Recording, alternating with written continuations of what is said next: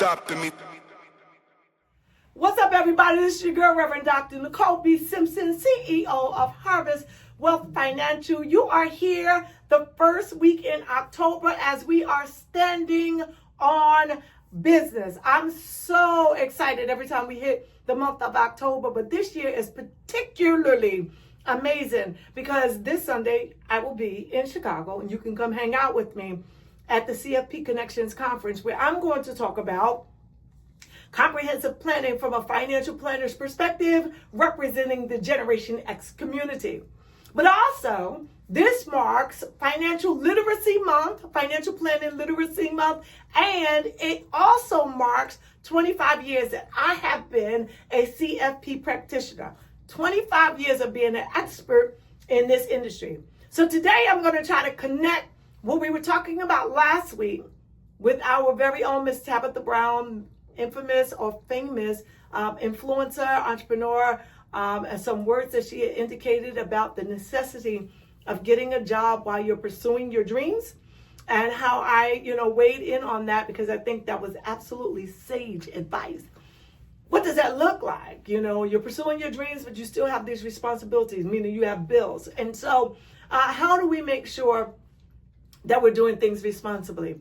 One of the things that I wanted to identify with in that regard and connect it to is how it fits in a big, broad financial planning picture of your life. And so just to get started, I will say this. Everyone has to have a budget. Like, you can't even adult without a budget.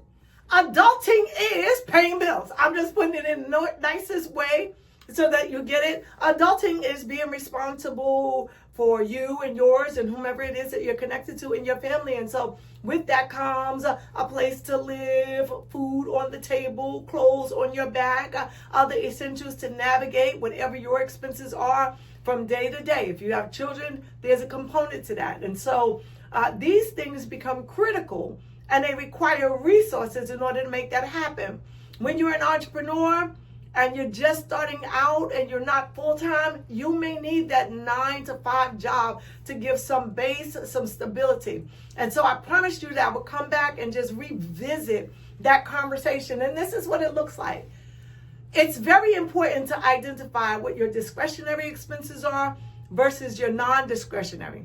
And hear me when I say this. Non-discretionary is non-negotiable. You cannot negotiate with that. You have to pay your rent or your mortgage every month. And as soon as you get to the month being over, you got to do it all over again. Non-discretionary, non-negotiable.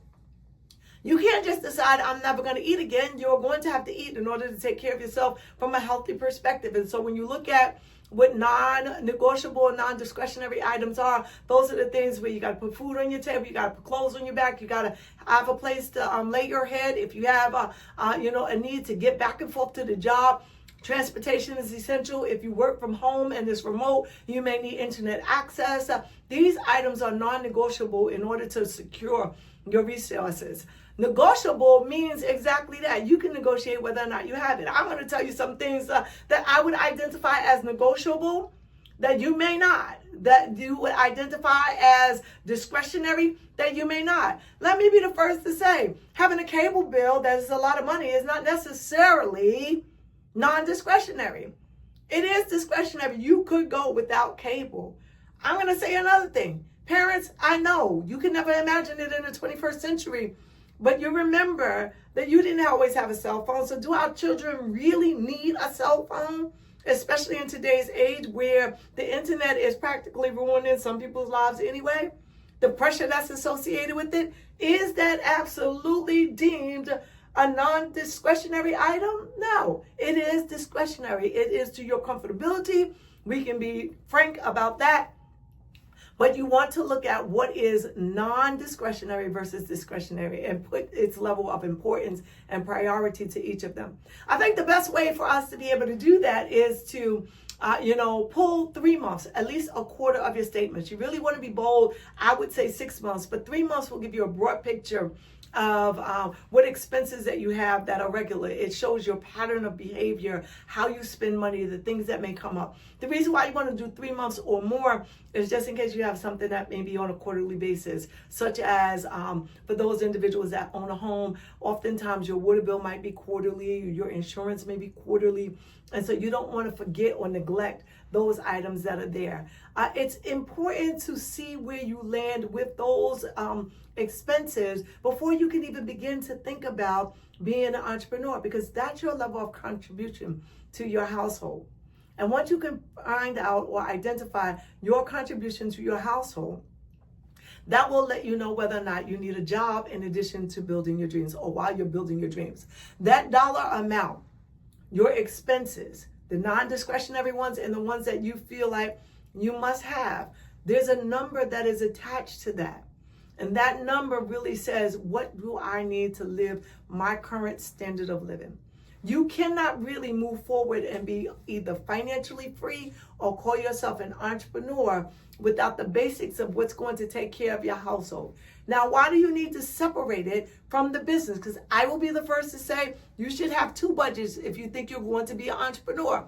You need the household budgets, your personal expenses, the things that will ensure that you absolutely will not fall through the cracks if your business goes under. You will still be able to eat. You will still be able to lay your head down at nighttime. And so you have to have that budget. But then you also need to have, what will it take for my business to run effectively and efficiently without jeopardizing my household? Is that really something that we have to debate about? Absolutely not. So I think the first part is to make sure you have your personal budget, the budget that keeps you married if you're married, the budget that keeps your kids happy if they're happy, the budget that keeps you with a peace of mind. Make sure you know what that looks like. So those 3, maybe 4 months of expenses, write them down, identify what is absolutely essential from month to month, know what that number is. And that's the base for your standard of living, whether your business is doing well or not. That helps you to survive from day to day.